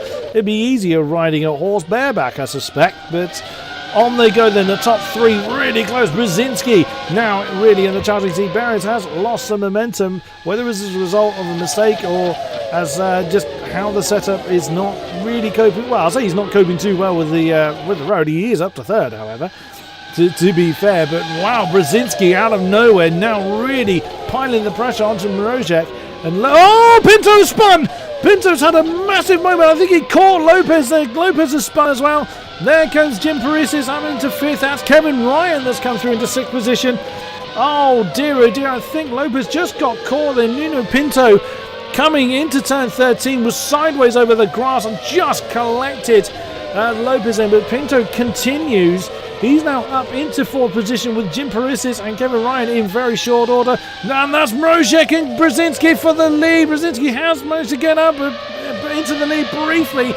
Then Mrozek wants that particular position back side by side now, streaming on down the start finish straight. Brzezinski's done it. He's up into the lead. Brzezinski into the lead. We're just past the halfway point. This is Mrozek trying to go up the inside through turn 1. Not able to that time round. Having a look at turn 3. Not able to here either. The next big braking zone will be the hairpin as they're coming towards Big Ben now. Surely Mrozek is going to have a look. Well, say that. Look at who's right behind Mrozek is Behrens. Yeah, Mark Behrens had a massive oversteer moment coming out of turn 5. Just got the paradigm a tad too early. More traction than the tyres were willing to give.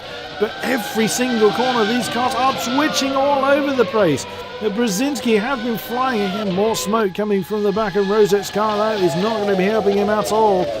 But Brzezinski, what a great effort from him. Oh, and again a big oversteer moment there from Mark Behrens. And Nuno Pinto's not too far behind this particular battle. And Alejandro Lopez is off again. He's now falling through the order, now down into 7th. He's gone off the road coming into turn 10. He's got Garibaldi right with him with Gaia and Borja Milan. So that's not going to help his particular charge. Well, pretty much grounds his charge. Brzezinski, though, now a second ahead of Mrozek at the front. Mark Behrens soon when he can to hang on to that, but Pinto is he's got less than 4 seconds with only realistically a lap 2 at best to try and do something about it. He may well just settle for that 4th place, but with that contact with Lopez, he will have to see whether there's any repercussion of that. Yes, as we're having a look, well, Lopez has been given a drive-through, so I presume that may well that may be for something. I'm not sure if that is a different incident, I think. Yeah, different incident. So it's well, if Lopez has been given a drive-through for a different incident, I believe Pinto should be fine for that one. Well, indeed. Whatever issue Lopez has had, it wasn't as a result of Pinto, unless, of course, Lopez kind of put her out of sorts. Again, when a mistake has happened, especially if you don't feel it's your fault, it really can play in your mind, and that can lead to other mistakes. Then Mrozek was very cautious, very difficult to get that car out of the hairpin and through the bumpy section there. Mark Berens now on his case. Nuno Pinto is gaining actually on this particular pack, but won't have time to do anything about it. But Brzezinski is away. He is having good fun out there in the lead of this race. Looks set to win, but as we've already seen, anything can happen even in these last few turns. Even in these last few turns, so it's Brzezinski, Mrozek, Berens, but that battle for second is starting to get very, very warm, as I believe they're on their second to last lap. They'll be going on to the final lap next time by, but Berens is going to have to try and make that move as soon as possible as they come down towards Sunset Bend now. That very, very fast right-hander. Berens is going to dive towards the inside. Not able to make a move that time round though, as Brzezinski comes across the start-finish line now. I do believe they're going to be in the final lap of this finale of the McLaren Shadow Esports qualifiers, at least for the rFactor 2 section of it, and Berens is trying so hard to get that second place. Checkered flag is out, so they beat it by about 20 seconds or so. Brzezinski now 1.5 nearly ahead of Mrozek, and again Mark Berens with a massive snap of oversteer coming out of turn 5, trying to get onto that second podium spot. Nuno Pinto is just basically watching the podium fight ahead of him. Is that Berens in trouble? Yet it is! Mark Berens, his car has been twitchy all race long, and it has finally deceived him on the final lap coming out of turn 7. He's stuck. Oh, what a shame for Mark Berens. Whilst he may not have been in contention for that, for the all-important qualifying spot, he was right up there for a decent podium finish, and he's not moving. It's I think he's now finally finding a moment to try and get ahead, but that is a shame for Mark Berens. But Brzezinski charges on. Mrozek is actually closing in on him a bit. Whether as a result of Mark Berens falling by the wayside, Mrozek feels the need to push, or Brzezinski's made a mistake somewhere. There's going to be a charge to the line for the top two. They're coming around Sunset Bend for the final time, the 7th time. Brzezinski with a little bit of a wider line through there. Mrozek trying as much as he can, trying to beat him to the line, but he's not enough. Winner of race 3 is Kuba Brzezinski. Yeah, David Mrozek in second. Nuno Pinto is going to cross across the line in third. Kevin Ryan in fourth. Stephen Diem in fifth position. Jim Parisis sixth. Alejandro Lopez for the various issues he's had comes across the line in seventh, but does have that pending penalty.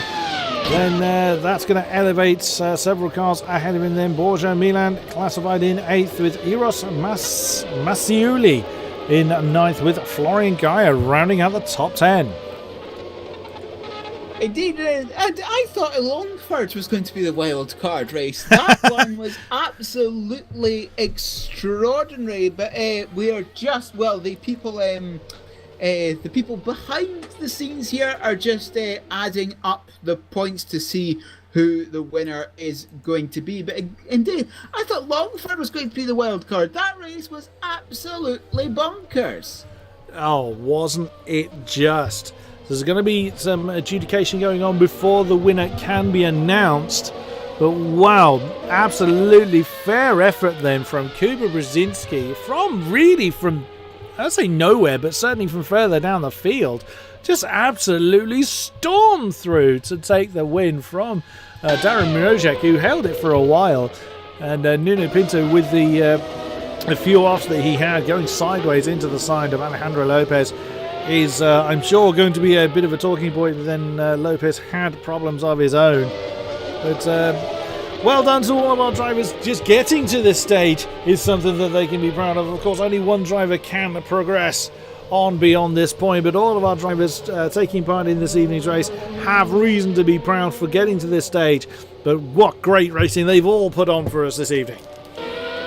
Yeah, it really has been a fantastic series of races here, courtesy of the McLaren Shadow Esports series, and of course courtesy of Studio 397, who run rFactor 2, make rFactor 2. But indeed, as you said, we've had 3 different winners from 3 different races, and the first one was the most sedate out of all of them, let's put it that way. But perhaps the pressure just got to some of them at the beginning of this race here at Sebring. The pressure just getting to them, wanting to get a good result out of this final race. Perhaps they knew that they were out of the running and they wanted to get that final win, and perhaps they're just pushing a little bit too much. Yeah, it's always the way. Always the way is, different people handle pressure in very, very different ways. Some people relish in it. I certainly don't. When I've got someone challenging me for a particular position, I find it very difficult to handle. Some people love all that, and fair play to them if they are. If they do like that sort of thing. But like we say, it manifests itself in different ways. Some people just kind of make mistakes. Some people just thrive in it. I think Brzezinski really was outwon with this particular car. But then who knows? We've had 3 different winners from 3 different races and 3 completely different pole sitters, none of which won. Now, which one again? As you were saying, it's that curse of the pole position. Yeah, seems to be. Usually that's exactly what you strive for, and it seems to have bitten all of our pole sitters for one reason or another. But our drivers have returned to the garage. Like we say, there is a final adjudication process that is taking place to finally decide and confirm who goes through to that all-important final qualifier final rounds for the esports position with McLaren Shadows. You can imagine, this adjudication needs to be done correctly and properly to avoid any further confusion or what have you. So, apologies for the delay. It'll all be worth it.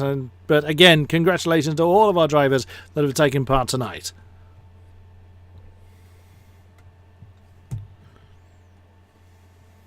Indeed, but yes, just getting to this point, just being one of the, well, you can say you're one of the 30 fastest drivers in rFactor 2, and certainly that's come to show, because the battles at the front that we had this evening were rather stunning. And again, a swap towards the end of the race for the lead in all 3 races as well. But yes, it just goes to show, as you were saying, the drivers here, the sim racers here, are so competitive, and they put so much time into perfecting these setups, perfecting the lines, and getting really to grips with their cars. Haven't they just? Absolutely incredible job. And also, it goes to show, really, those that just don't give up. I mean, again, you've got to think Nuno Pinto was right there, along with Van der Heyer, Van der Heijden right at the front, at the sharp edge. And Nuno Pinto could have easily given up when he started having trouble, when he had that big moment off the line that sent him right the way down to 6th. Could have easily given up, made a mistake, and thrown it in the wall. And it just goes to show, never gave up on the possibility, and it could well, or certainly led him in good stead when Van der Heijden then started having his issues. But, if he'd already given up by that stage, it would have all been for nothing. So, we will see where the final point count leads us. But I would imagine I wouldn't want to be one of I could never be anywhere near good enough to be one of these drivers. I have no bones about admitting that.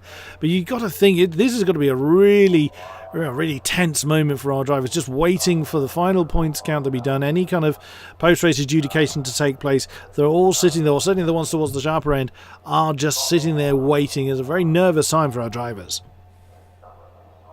It's very nervous for the ones who know they're in contention. They're not exactly sure whether they've got that seat or got the seat at the finals or just missed. But yes, a very nervous time for these 2 or 3 drivers that know they're in with a good shout of progressing to the next round. Indeed, but a great effort there. Needs some very, very, tricky machinery. I mean, we were talking earlier about how the fact that endurance racing goes on at the likes of Sebring. The GTEs, GT3s, LMP, even the smaller LMPs will handle the bumps far easier than certainly the slow slung F1 cars such as the MP413. The LMP ones might bounce around a little bit. They may not like it too much, but again, the GTE certainly will. So you could argue they're easier cars to deal with. I don't think any of our drivers will deem these cars as easy. Certainly not at the likes of Sebring, or I dare I say actually any of our 3 circuits. I don't think any of them could be deemed as easy circuits. So again, just goes to show how well these guys have done in these conditions. Yes, and again, it is really, really difficult getting used to 3 different cars in such a short period of time, because they all require different driving styles, they all behave very, very differently, but also getting used to the 3 different tracks as well, because they were all incredibly different from each other as well. So it just goes to show whoever has progressed from this evening, not only are they they're also fast across tracks that are very, very different as well, that require different types of setup, and again, different driving styles, different driving lines. Yep, absolutely. You could be easily forgiven for thinking, become one with one car and you'll do well with the rest. Certainly not. The 3 cars behave so differently. There are not many cars that behave the same way as the McLaren M23, for instance. So you couldn't even use if you're good in a GTE car, you'll be good in a GT3 car, for instance. So there's amounts of compatibility, so to speak, transferable skills from one type of car to the next. But with the 3 cars that we've had tonight, there's going to be very, very little that our drivers have been able to bring forward. So again, just goes to show how well they've done in very, not just difficult, but unique machinery. Yes, the 2 MP4 cars were on rails, but when you drive them, it makes the M23 seem like a boat. Just with the amount of distance needed for those cars to brake, and you sort of get the amount of grip that it's got as well. It's certainly not helpful. Indeed, all of these things that again it's not been sprung on our drivers. They knew in advance coming into that. Well, that would have been interesting. Right, today you're going to drive a boat. If they didn't know beforehand, that would have really thrown the cat amongst the pigeons somewhat. But yeah, all the preparation has led to this moment then. But there's another thing to bear in mind, that some of these drivers could well have, and some of them did, do exceedingly well in the qualifying rounds, and it all just fell apart in tonight's race. So no one could have really come into this particular series with an air of I did well in my qualifying, therefore I'm going to do well in this one, as has been rather proven with the fact that we had 3 different pole sitters, and not one of them won the race they were pole in. Of course, the qualifiers were done just in a single car as well. A single track. I think Indianapolis and Zandvoort were used in the qualifiers. I can't quite remember what the other track was, but indeed, it's very different. This final, this finale, if you have very, very different format to the qualifiers as well. Absolutely. So putting every aspect of our drivers' skill to the test, and that's exactly what the likes of McLaren Shadow are looking for. They're looking for those that can just do well whatever they're put in, wherever they are put. So again, our drivers done brilliantly well in the conditions they've raced in. We're just still waiting for this final adjudication. It shouldn't be too long now until we find out who the winner of the McLaren Shadow rFactor 2 qualifiers is, and who will be going to London to be able to I think it's London at least, to be able to compete for that prestigious seat in their esports squad. And of course, esports has become more and more popular in the past couple of years or so. Yeah, the esports in the racing world is really beginning to gain traction, pun intended. It's getting, but ultimately it's getting the support from higher up within the racing structure. In the FIA, the Formula One teams themselves are really getting behind esports as a business, but as a means to find real bona fide racing talent.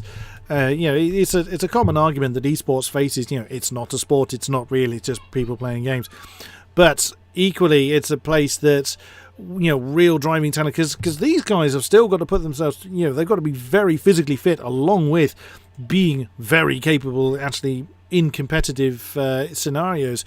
Okay, they don't have to necessarily deal with the G-forces and what have you. It's probably the one area it's really the one area they don't have to deal with. But they still have to deal with the stresses of the actual racing competition with someone right behind them. They have to deal with pressures from the organisation for which they're trying to represent and things like that. Yes, exactly, things like that, as we now have the standings on screen, and it is now confirmed that Nuno Pinto with 55 points will be the one progressing to the next round of the McLaren Shadow Esports competition. Jan van der Heide was 4 points shy and Gergo Balde was 5 points off, but indeed it is Nuno Pinto going to be the one heading into the finals. Great stuff. Well done to Nuno then. He was very close. Again, what it might have been for Jan van der Heide had it not been for those early issues in the final round. But that is the way. That's the nature of the beast. Again, well done for Gergo Baldi for remaining consistent and remaining towards the sharper end. But we are now joined by the series winner Nuno Pinto. Welcome to you. Hello. How are you? We've had great fun watching the racing unfold. You must be very pleased with your performance. Well, congratulations for progressing to the next stage. How are you feeling? Thanks, man. It's a weird feeling, to be honest with you, man. I never won anything like this before, so a bit overwhelming, to be honest with you. What a time to stand up and shine! Brilliantly done. I mean, were you confident coming into into these three races? Of course, we've talked quite a few times about how different the tracks are, how different the cars are. Where were you? Where was your confidence coming into before the race one started in the N23? How confident were you feeling on this evening? Before everything started, I knew that I would probably finish like on the top 5 or something like that, but I had no certain that I was gonna win any of the races. So winning overall it's like insane. Well done. I mean, again, sort of having a look at race one, where you were under pressure for so long, you lost the lead briefly to Jan van der Heide, and then just as quickly as it was gone, it was back in your hands. Were you able just to keep yourself calm and collected when that overtake happened, or was it a case of let's just kind of hope and see what happens? Were you confident you were going to get the lead back? It's really hard because the slipstream effect was really big on those cars, so I knew that I needed to stay close to him to try and make a move, but when I was on his side, he made a mistake and he went wide, so I took the lead. But it's really hard to overtake on that track. And then it was a 9th place finish in round 2. Were you thinking that was it? The chance was gone. I mean, again, bearing in mind that Van der Heide had won that round. I even sent a message to my friends that it was over on that race.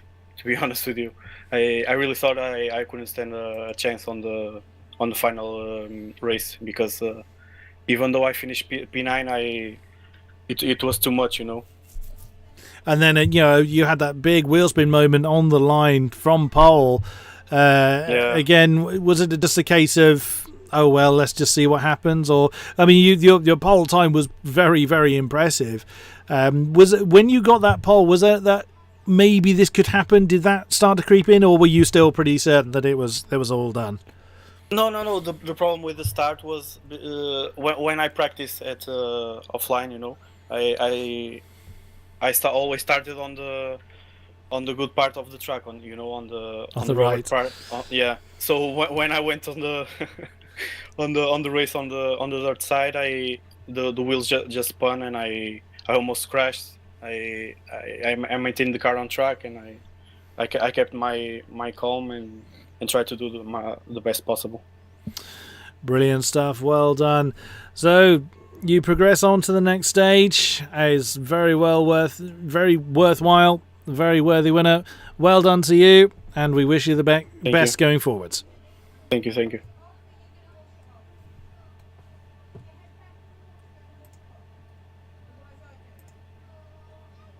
So there we go, Chris. A very, very exciting evening of racing, 3 fantastic races. And of course, we now have our the person who's going to advance from rFactor 2 and the one who's going to wave the flag for rFactor 2 in the finals next year. Well done once again, well done to all of our competitors, particularly well done to Nino Pinto. Thank you very much to those that have been with us throughout this evening's broadcast. A great pleasure to have you with us. And we look forward to having you along for more rFactor action. But until then, thank you very much and good night.